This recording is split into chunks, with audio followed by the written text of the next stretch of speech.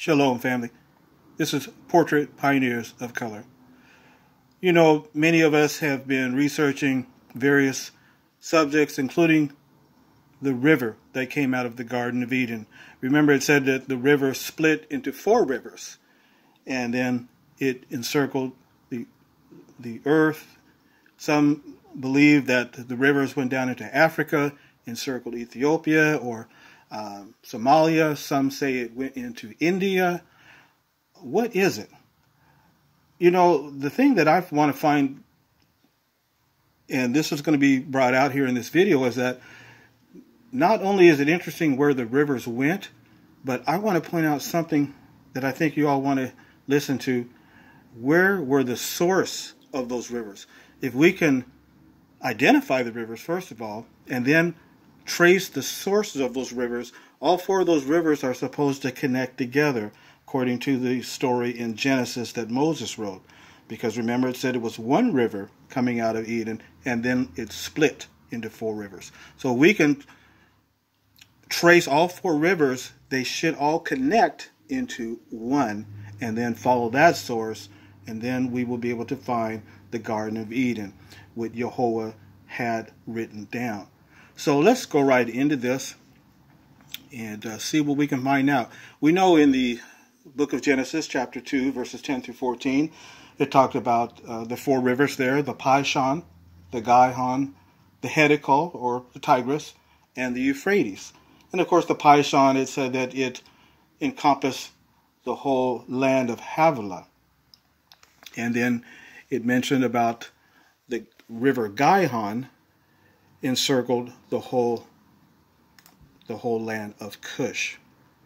So, you know, Josephus, he actually talked about the 4 rivers. I didn't know this. But in Antiquities of the Jews, book 1, chapter 1, in paragraph 3, he talks about how the Garden of Eden was watered by one river, which ran around the whole earth and was parted into 4 parts. He mentions about the Pishon. He says it's running into India. It makes its exit into the sea and is by the Greeks called Ganges. Interesting. And then the Euphrates, and then he mentions the Tigris goes into the Red Sea, and then he mentions about the Gihon runs through Egypt and denotes what arises from the east, which the Greeks called the Nile.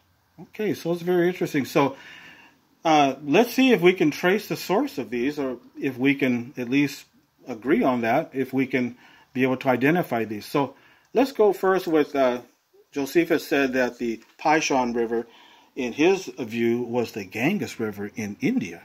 Well, you know, the Ganges River, it's one of the important rivers originating in the glaciers of Uttarakhand state, which is in the northern part of India, the Ganges River there.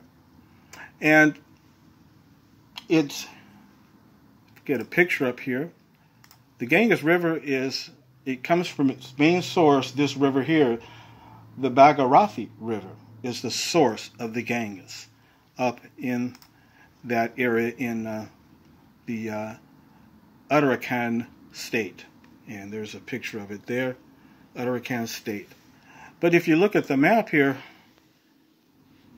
that's way over here, quite a ways away from Africa, Ethiopia, and Saudi Arabia is here too. So that's kind of a ways away, but that's what Josephus says. We'll just keep that in mind for right now. So let's go on then to the next river. Oh, and another thing too about the Pishon River, they said that it encircled the entire land of Havilah. Well, some feel that Havilah was in Africa. Some feel that it was in southwest Arabia. Some even say that it might have been Somalia. If I go back there, Somalia down here. And then, of course, some say that it was different parts of Africa, such as Ethiopia. But like I said, India is way over here. So where was Havilah?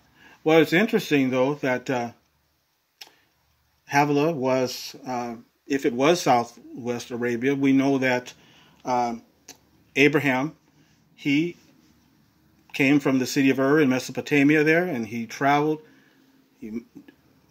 down to Damascus, and then he went into the land of Canaan. And when he got into the land of Canaan, his son Ishmael was born in the land of Canaan.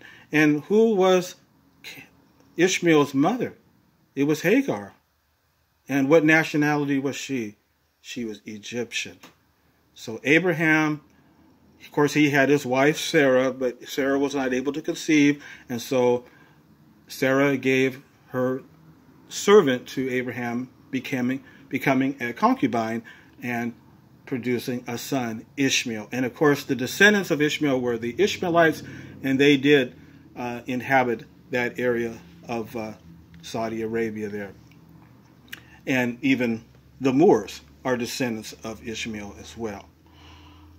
So, again, I'm not too sure about the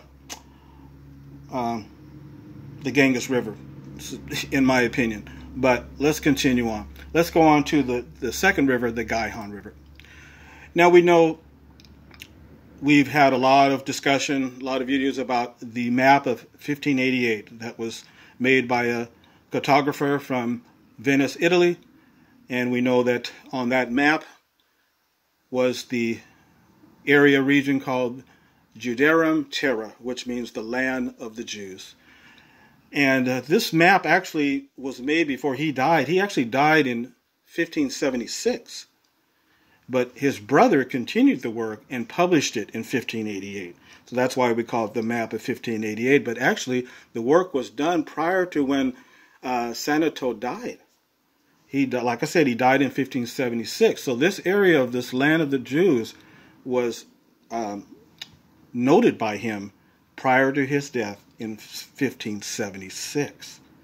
So we got a few years going backwards there, but it was published in 1588. But anyway, let's get back to the rivers. Notice here, right in this area of the land of the Jews, is right here. It says Gihon Flavius. Flavius is a Latin word which means a stream of a river or a smaller river. So the Gihon Flavius, or the Gihon River, was noted in his map of 1576 or 1588. Very interesting. And if we get our bearings here, we can see that the Saudi Arabia is right here. Here's the Red Sea. Here's Yemen. Here's Ethiopia.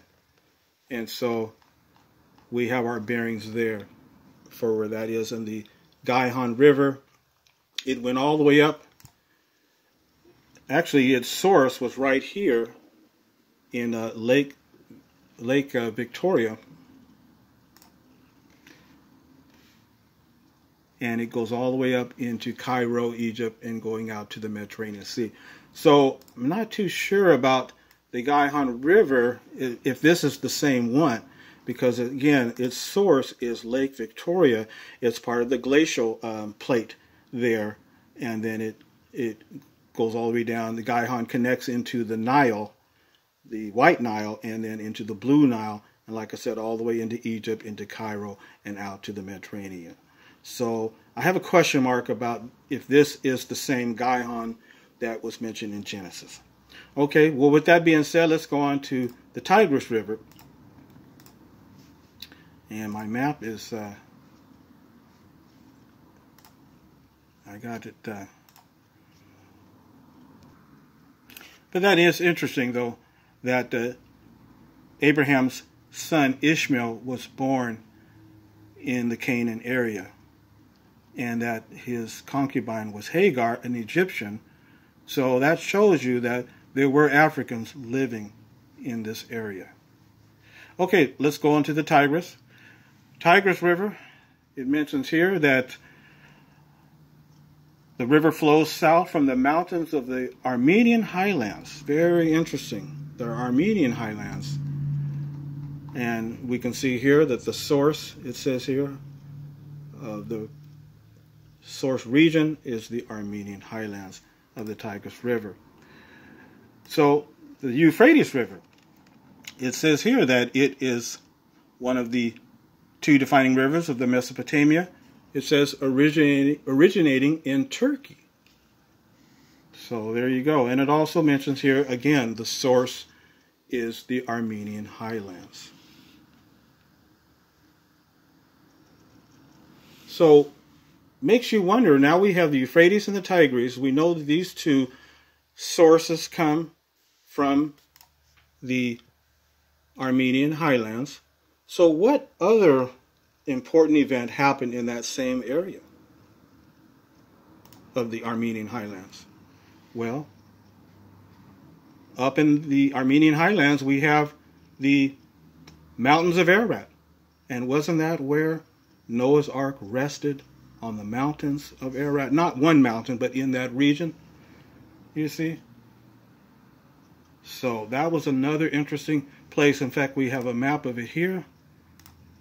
Okay, here's the Mesopotamia. Here's the Euphrates. Here's the Tigris. Lake Van in Armenia there. That's the source of both of these rivers. And then it goes down into the Persian Gulf. Here's the Armenian highlands. Here's Mount Ararat there. But friends, I want to share with you that in the Bible, or in the Torah, it mentions that the ark was resting in both places.